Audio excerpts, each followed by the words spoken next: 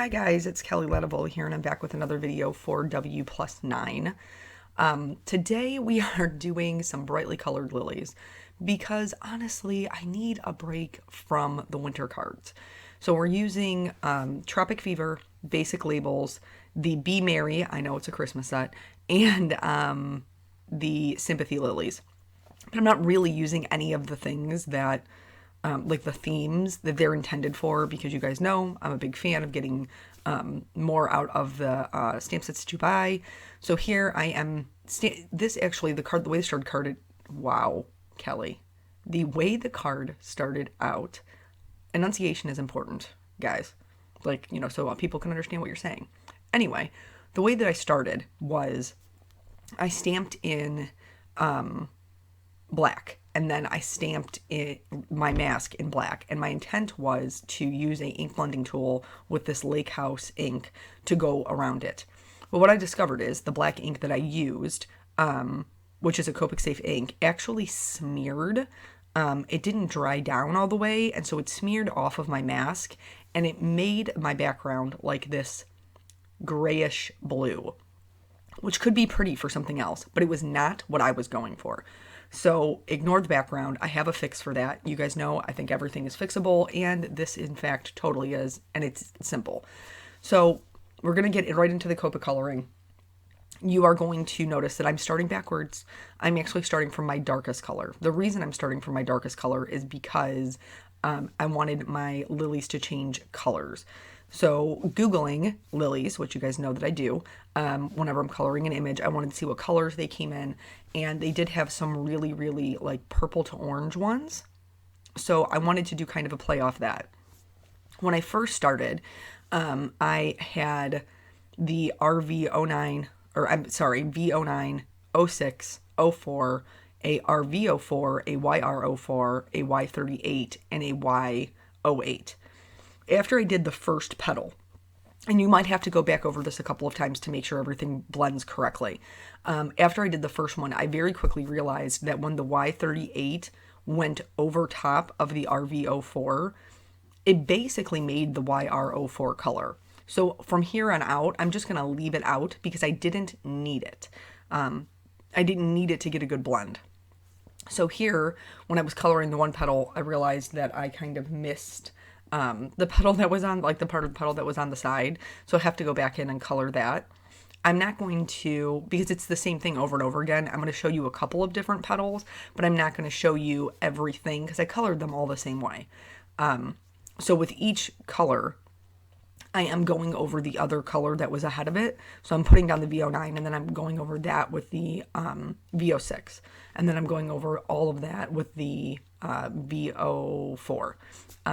And then going from there. The reason the RV04 is in there is because I needed a color to mix, because yellow, which is the tip of my flower, and purple, which is the base of my petal, are complementary colors. And if they mix together, they make brown. So I needed some buffer colors in the middle.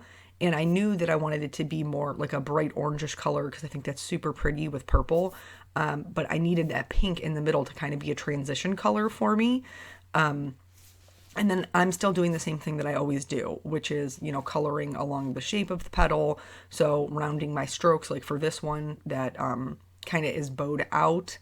So I still want to, achieve some dimension. If you are doing this, and you find that you're not getting a ton of dimension with the colors that you're, putting down, you can always shade it with your gray markers. I know that seems a little bit weird because typically I shade everything within its own color family, but the gray markers do work really well for when you want to use a bunch of different colors and then you just need to shade all of it. Grays will work very well for that. So like I said, I'm not going to do every single petal. This will probably be the last one that I do, and then we'll move on to the next step. But I colored them all the same. I did, you guys have heard me when I talk about shading before and tell you, like, trying to figure it out, if there is a object on top of another object. So in this case, a petal on top of another petal, you're going to add shading there. And then it is, because it is a little bit like I said, more difficult to shade something when you're doing multiple colors. I actually paused the camera in the middle of me coloring the second flower so that I could show you here how this first flower is on top of the other one. So now I'm bringing back that YR04, but I know it needs to be darker. So I looked in my little bag to see what I had, and I ended up picking a YR09 and an E09. I feel like I'm speaking hieroglyphics to you by just naming off the colors, but the E09 is a brown, but it's a very, very reddish brown. So just adding that bit of depth and then blending it back out with the other colors is going to push that second flower behind the first one. Like I said, you can also do this with grays, so you don't have to try to figure out like what colors should go where as far as the shading.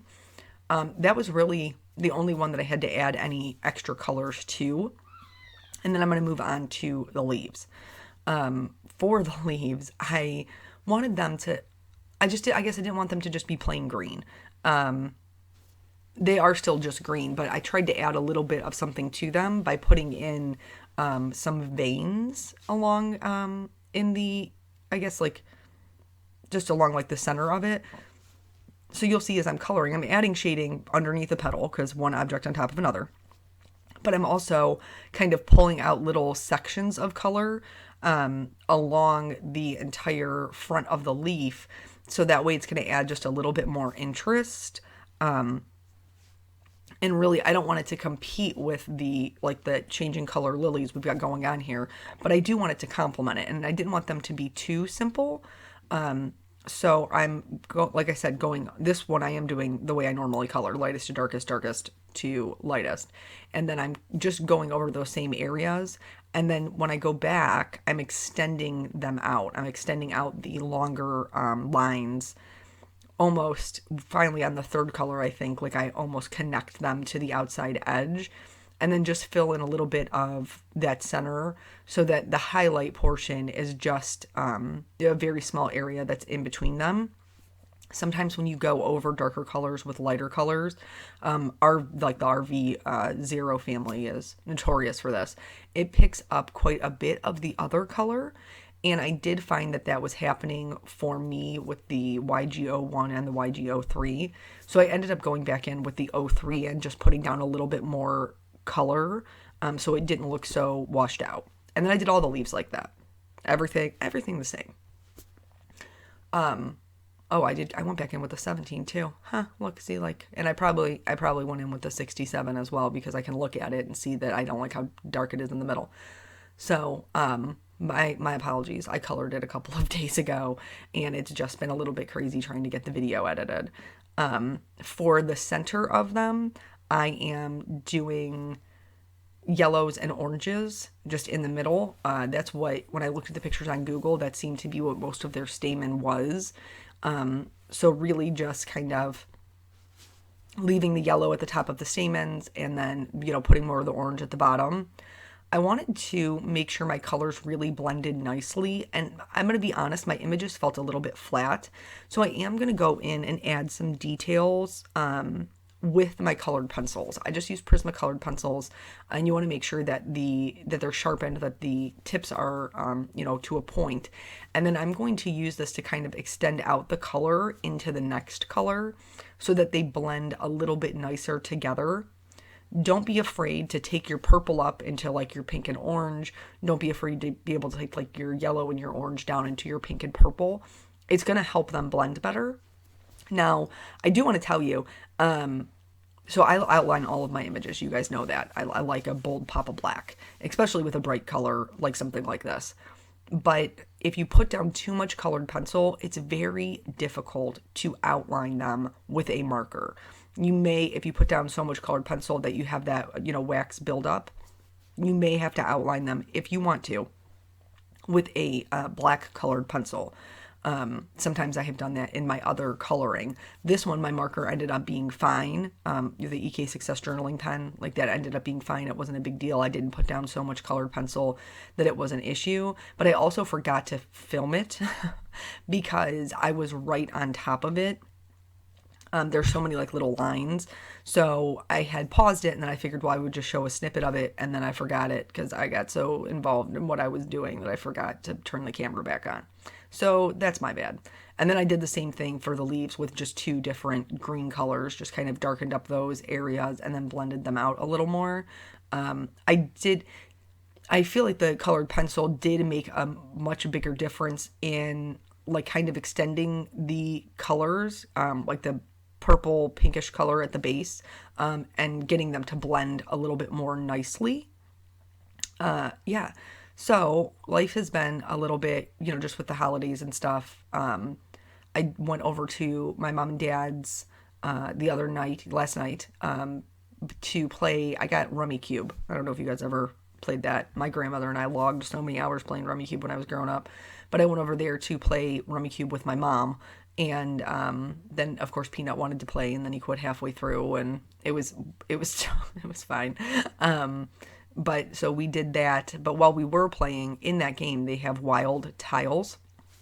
And Peanut had picked one of them as part of his initial draw of tiles. He had picked a wild one, and then when he laid them down, my mom ended up taking it, and it was like a personal affront that he was like, that's my wild, you can't take it. That's my wild, you can't take it. And I was like, no, buddy, that's how the game's played.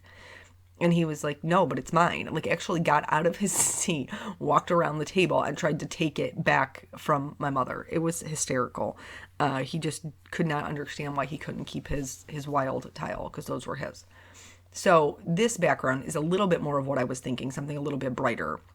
I still wanted to use the Tropic Fever background, so I put down Salty Ocean just in the top left-hand corner, which, again, was not my original orientation, was not to put it in the left, but then once I had it cut out, I was kind of like, ooh, I can put it anywhere I want it. So I am inking up the right-hand side of the stamp with Lake House, and then I'm going to use a damp baby wipe to kind of blot off the edges, because I really only wanted to stamp just behind where my flower is going to be, just to add a little bit more interest so it isn't just a plain background. And so in order to do this, by the way, because you can see it covers the whole thing, I did put down some like adhesive, the rolly kind of adhesive. I can't think of what. Tape runner. Whoa, got it. Yes, Kelly. So I did put tape runner on my actual black mat in my MISTI so that it would stick. Here I'm trying to make sure that I have my lilies where I want them in order to be able to adhere the other lilies. And because this actually worked out really well, because I ended up trimming it out from the background, I was able to stamp the lilies again in the last leaf, and that actually made the solid leaves in the image green, which made me really happy, because when I originally stamped it, I didn't love that they were black, but I also knew that I wanted the rest of like my flowers to be stamped in black. So I was like, casualties of war, I'm just going to suck it up. But this actually gave me a way to, kind of have my cake and eat it too, so that I still had the green leaves, but not the green like outline for my flowers. So you'll see I'm sure you have seen, like when I trimmed it out, there was a section that was just white. And I just picked I think it was a B02 that I picked to just fill that section in so it would match the background. And then I stamped the banner from Be Merry, and I wanted to use this to hold my sentiment. So for the shading, it's just 3 colors. I want it to be white. And then I used a C1 and a C3 on the top portion of it. And in order to push the little edges into the background, I used a C5. That was the darkest color out there that just kind of pushed it out, or, like behind, and started to give it that real dimension. I didn't use that on the top layer. I just didn't think it was necessary for it to have some shading. Then, of course, went back over it with my lightest color, and then I trimmed this out. Oh, no, I didn't. I'm lying to you. See, I told you I cannot remember the order in which I did things. This is actually going to get a little bajiggity here. So I wanted, the basic labels has a bunch of really good tiny sentiments in it, which I think is so helpful to have. So I wanted it to say, for you, just because. That's what I wanted it to say. Once I stamped it, can you see like how crazy, because the Just Because is a little bit bigger than the For You, and they didn't line up, and I was rushing. I will give you that. I was rushing and I wasn't paying really good attention. So I didn't realize how just crazy it looked until I was taking my photographs. And then I was looking at it and I was like, this looks wild. What are you doing? So I ended up going back after the fact, after I was done filming and everything, to fix it. So you're going to notice that in the photo, the label looks different, and that is why. I struggled. First I like would stamp it and I would be like, okay, it's straight, it looks good. And then I would go to put it on the card and I was like, no, this looks just crazy weird. I did outline the edges with a Memento Tuxedo black marker. You want to use something that's non-alcohol based so it doesn't bleed into your card. But I was like, okay, this looks crazy. And I think it was because I put the leaf over top of it, which you'll see here in a minute, that it looked just a little bit more off center. So ultimately I ended up, like by the time you see the final photo, I ended up gluing down 3 different labels. And when I was outlining it, my lines got a little bit like crazy. This particular banner has like really pretty little dots that accent the outer edge, and I had like gone over some of the dots, so I ended up just making the outline on the one that stayed on the card much larger, and I liked that a lot better. I didn't really ever have intentions originally of cutting out like a separate flower and a separate leaf, but I didn't like the way the banner just looked like it was just hanging out there. So I ended up coloring another one off camera, trimming them out, and then popping them up over the banner. And I do like the way it looks. I think it looks cute and it makes the banner more part of the bouquet. But I also think that that is part of the reason why I felt like my sentiment was so crooked. Not that Just Because, this one actually is crooked. So I'm just going to trim off one little part of that flower so I can tuck it behind the banner, because it's already adhered down there. I'm not going to pull it up and ruin my card when I can just, trim off part of it and then just kind of tuck it behind there. So, yeah, I just really was not feeling the winter scenes anymore. I needed something with bright color. I had to get my fix in. And this whole thing kind of honestly reminds me a little bit of like a Kay Miller card, which I honestly am flattering myself because Kay Miller is so talented. I love all of the things that she makes.